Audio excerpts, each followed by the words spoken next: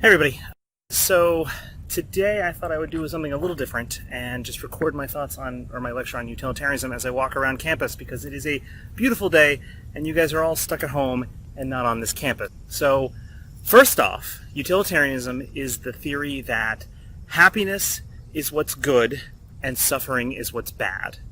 And so the right thing to do is what adds happiness to the universe and reduces suffering, right?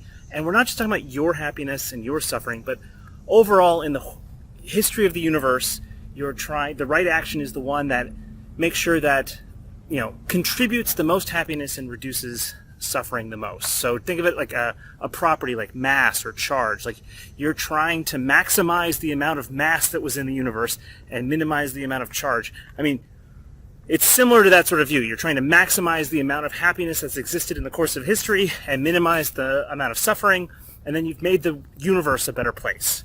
And the right thing to do is whatever produces the best world, makes the world a better place. If time travel was possible, then you should probably go back in the past and add happiness there, but it's not. Utilitarianism is a form of consequentialism. So it's a moral theory that looks at the consequences. It looks at the results of an action and its effects on the world, on whether it makes the world a better or worse place. It does not matter what the action is.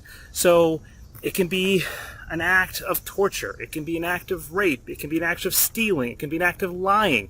But if the consequences of the action, on balance, make the world a better place, it's the right thing to do. So one way to think about this is if I say, I'm going to go do something, it's going to make the world a better place. It's going to add to the happiness. It's going to reduce the suffering. Should I do it?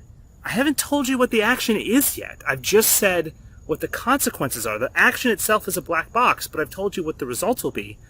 The utilitarian is going to be able to tell you whether that's what morality wants you to do or not, because the utilitarian says, the results, the consequences, the effects are all that matters. It doesn't matter what the actual action is. Now, lies, rape, for example, murder, all of these actions, those tend to be the things that add to suffering in the universe, and the sort of thing that we do in order to benefit ourselves at the expense of others and at the expense of the greater happiness. So in general, those are the sorts of actions that will be ruled out by their consequences, or so the utilitarian will claim. But not necessarily. There will be weird results. There will be results where torturing some terrorist family to get him to disarm a bomb turns out to be the right thing. It's a little hard to think about the case of rape, but you can imagine some sort of weird sci-fi scenario where the universe benefits. That's a weird consequence of utilitarianism, but that's one of the results of trying to say that happiness is trying to reduce morality to happiness and suffering. Okay, we're on the mall now. Okay, so what else do we have? So why is utilitarianism the correct moral theory? Well, what else is going to be value? If I ask you what's good and bad in the universe, is it chairs? Is it pyramids? Should I maximize the amount of pyramids in the universe? If I add pyramids, have I made the world a better place?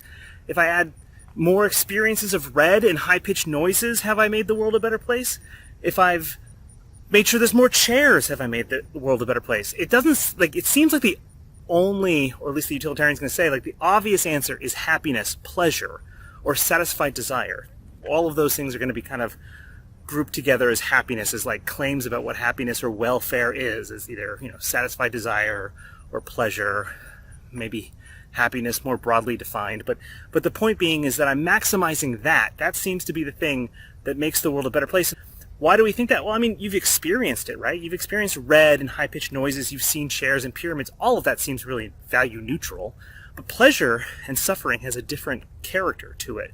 And the utilitarian thinks that we should take that experience very seriously and think of it as maybe access to knowledge about the world, that the experience of happiness and the experience of suffering are different sorts of things in the universe that have unique properties. The utilitarian's offering this nice systematicity, right? This systematic nature. It can explain why beauty is valuable. It can explain why honesty is valuable. Honesty, people tend to lie because they want happiness for themselves, and it comes at the expense of happiness of others, and it makes the world overall a worse place, but better for you individually. The utilitarian can explain why that's wrong, not in terms of truth or falsity, but how it reduces to changing the balance of happiness in the universe. Same thing for beauty. Same thing for courage. Same thing for any other virtue or thing of value we want to say is of value. The utilitarian thinks we can reduce it all to happiness. Now, happiness or welfare is going to be interpreted two different ways by the utilitarian. There are what we call hedonistic utilitarianisms with an H. Hedonism. They're going to say happiness or welfare, the thing that you need to maximize is pleasure, and the thing you need to minimize is suffering. There's also a alternative version of utilitarianism, where what you need to maximize is satisfied desire, and you need to minimize unsatisfied desire. I think one of the ways to notice the difference is if you're a hedonistic utilitarian and you're just trying to maximize pleasure and minimize suffering, it would be a good thing if you plugged everybody into an experience machine and fed them pleasure, or if you could invent a drug that had no negative side effects and be able to just give people positive experiences. And we can bracket out the fact who's feeding these people, who's making the drug, but let's say we, create some bots that can create the drug, keep us alive, and just feed us pleasurable experience drugs.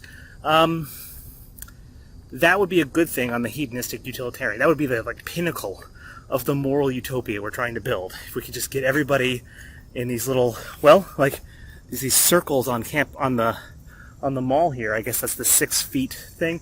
If we could just put everybody in their own 6-foot pod and feed them this drug that makes them happy, and have the robots take care of upkeeping it and feeding it to us, and I guess taking sperms and eggs and producing new humans, that would be a moral utopia on the hedonistic utilitarian's view. Preference utilitarianism, I think, is much more plausible, where satisfying preferences and minimizing unsatisfied preferences is the right thing to do. On that view, it's not clear whether you would plug into the experience machine or not, the Nozick's experience machine. It depends on whether you think satisfying preferences objectively or subjectively matter, right? If it's only the feeling of satisfaction, the thinking that your desires are satisfied, that what is what the utilitarian is trying to maximize, then you should plug into the experience machine, and you should plug everybody else into the experience machine, and that would be the moral utopia. You could imagine a form of utilitarianism, and I think many utilitarians are this, where it's the objective satisfaction of preferences that matters, and then you would not think of a world where everybody's in an experience machine is a moral utopia. So let's talk about some objections as we walk up on Testudo. So one objection, of course, is that we talked about killing one person and stealing their organs and saving 5. Of course, that seems very counterintuitive, and that's a good objection to utilitarianism. Utilitarian will, of course, endorse that view. Hey, buddy, I'm not going to touch your nose because I'm not trying to get the plague. You might think that it's wrong to kill one person, an innocent person, take their organs to save 5 people, even if that would maximize happiness and minimize suffering. It's because maybe you think people have rights that can't be violated for the greater good. You can't sacrifice one for the many, even if it's 1,000,000. If you think that's true, then you have a problem with utilitarianism, because the utilitarian is not going to have an issue with that. We'll modify that claim a little bit later on, but not by much. Another objection is what I'll call the bad pleasure objection, or the bad happiness.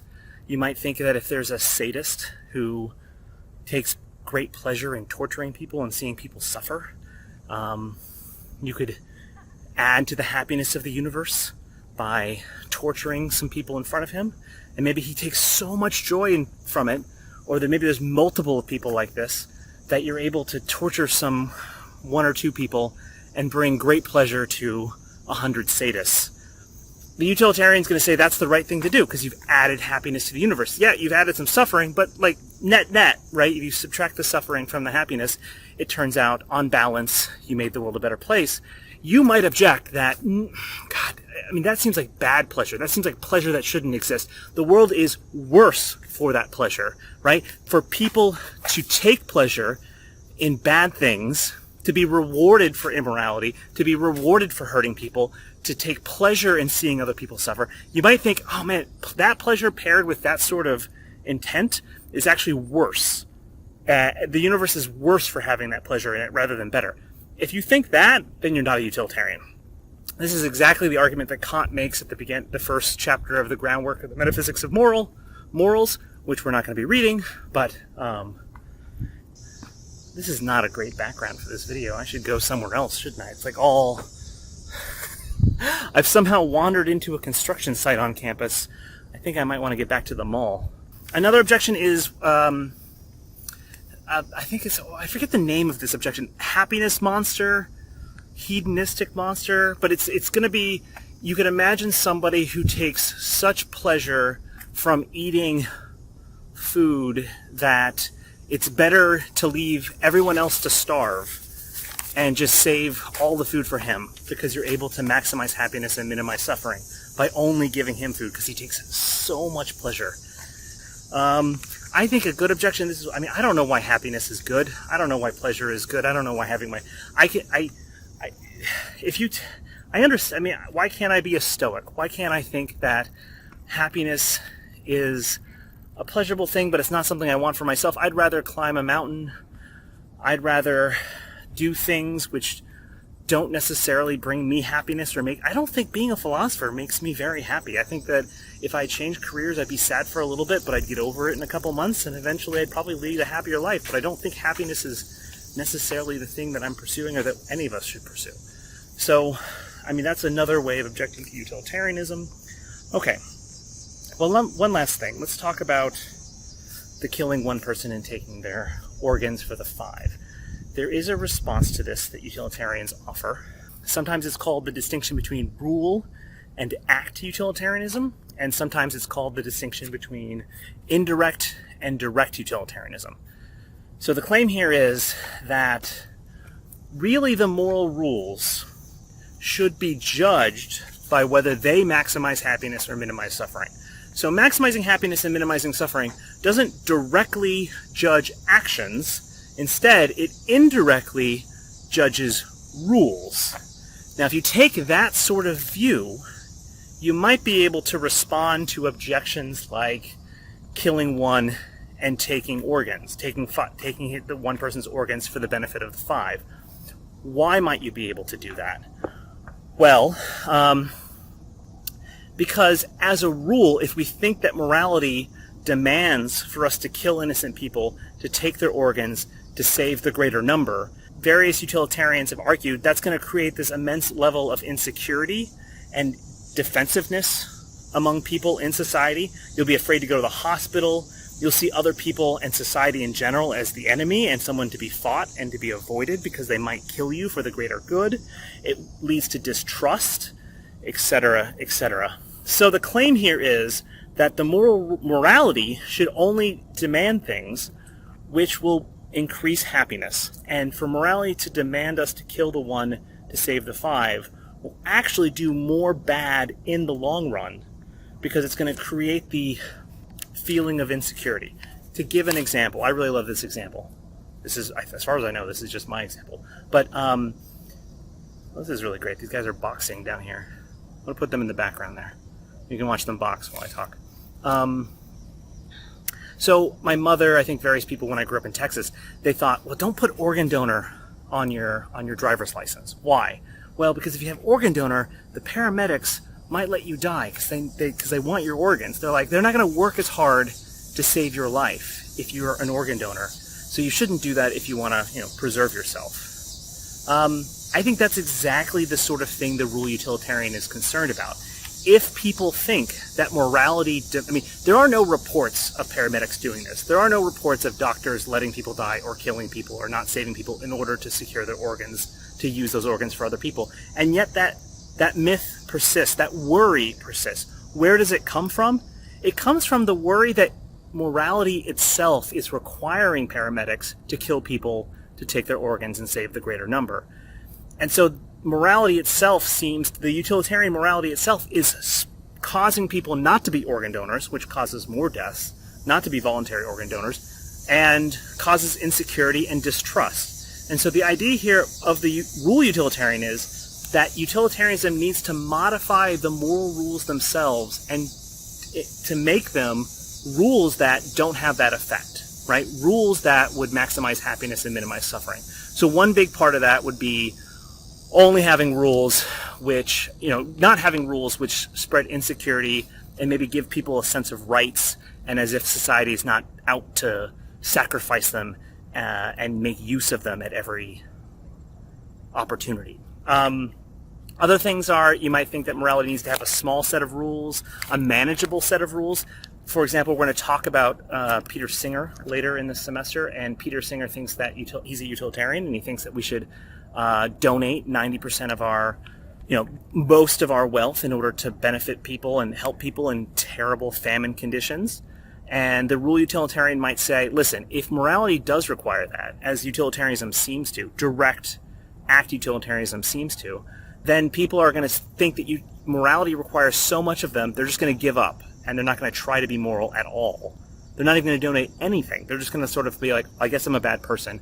I'm not going to try to even attempt to be a good person because it just asks too much of me, and I'm definitely going to fail.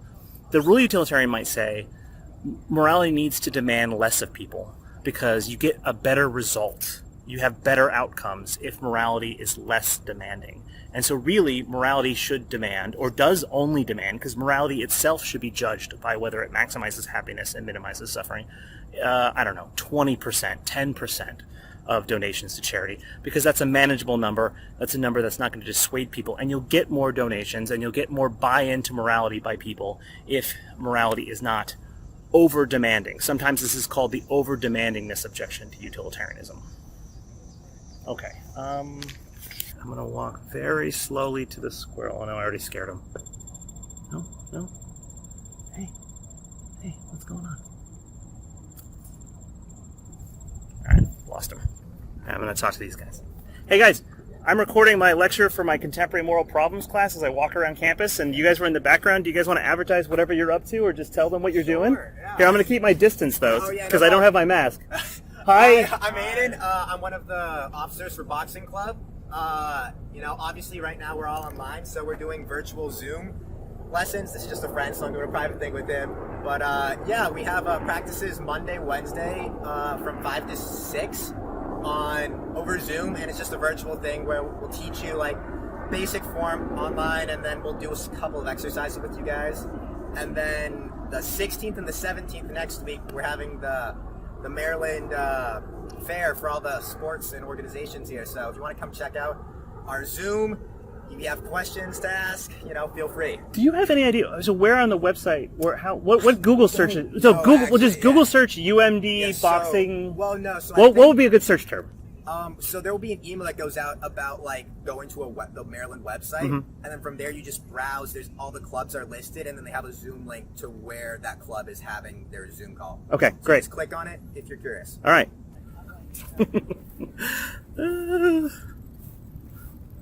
That's about it from Maryland about utilitarianism. The reading is posted. Sometimes I have a little trouble thinking about what to say in the lectures for these first couple of weeks because I wrote all the readings. So that if I had more to say, I would have put them in the readings, but I also don't want to repeat the readings all that much. So do the readings, and you guys have been doing great posts on the discussion forum. It's been really great watching that, and I'll see you on the interwebs. Is it still recording? I'm recording my lecture for my Intro to Ethics course as I walk around. Can they say hi to the dog? Say hello, buddy. Hey, buddy. Are you not a fan? Yeah, fuck ethics, right? Fuck ethics. Say hi, buddy. What's his name? Dobby. Dobby. Dobby. No. All right, he's chasing me off.